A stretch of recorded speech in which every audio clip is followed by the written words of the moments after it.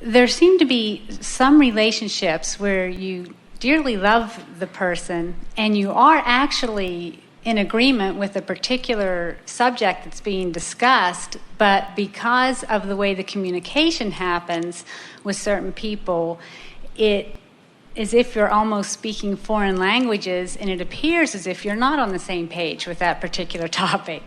And I'm really desiring to improve that, with someone that I'm very close to.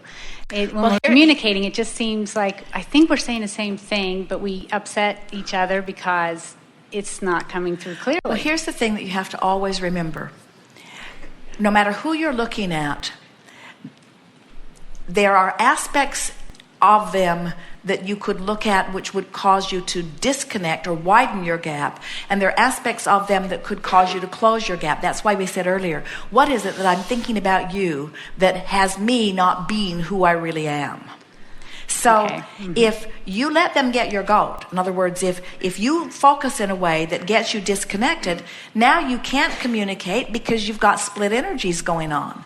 But if you maintain your connection with who you are, no matter what they're saying or what they're believing, now you're offering this aligned energy, and what you say makes more sense, first of all, and whether they go along with it or not, you don't feel the discord, because it's never, this is the thing that we so want you to hear, it's never them not understanding or them not agreeing with you that is the problem. It's you letting what they think separating you so you're not in agreement with you that is the problem.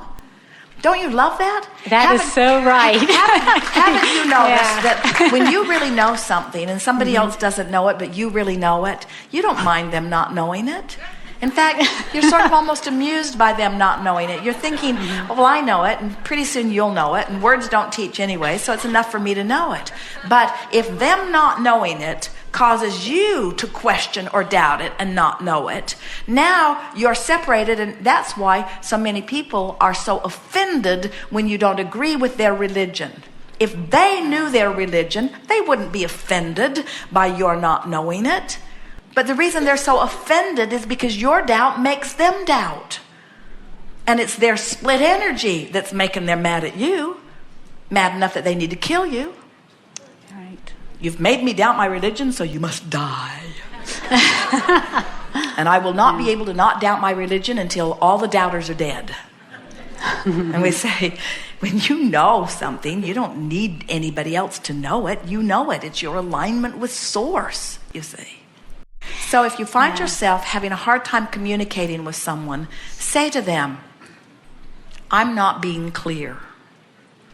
And before they protest, say, and I don't mean I'm not being clear with my words. I mean, this conversation has got me thinking in opposite places. And then say to them, thank you.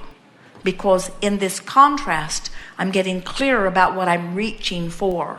And then end the conversation. Never proceed with a conversation that is off on the wrong foot. That's what we were saying to the very first person we were talking to today.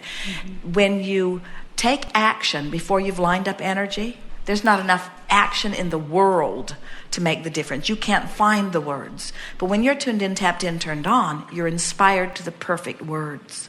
And you know, a teacher is only as effective as his ability to understand where his student is. So a communicator is only as effective as her ability to understand where the person is that you're trying to communicate with. If you're over here with all the knowledge in the world and you're trying to talk to somebody who's nowhere near it, and you're talking over here and they're over here, they're not hearing you anyway. In other words, that's like 6:30 a.m. and 98.7 FM. The frequencies aren't matching up. Nobody's getting anything about it. And so you must understand where your student is, or where the person you're communicating is, and then you get closer to them so that you can call them closer to where you want to be. But then you don't want to do that often, because then you say, well, here I am over here in my clarity, and here they are over there in their confusion. So I'll just go over here.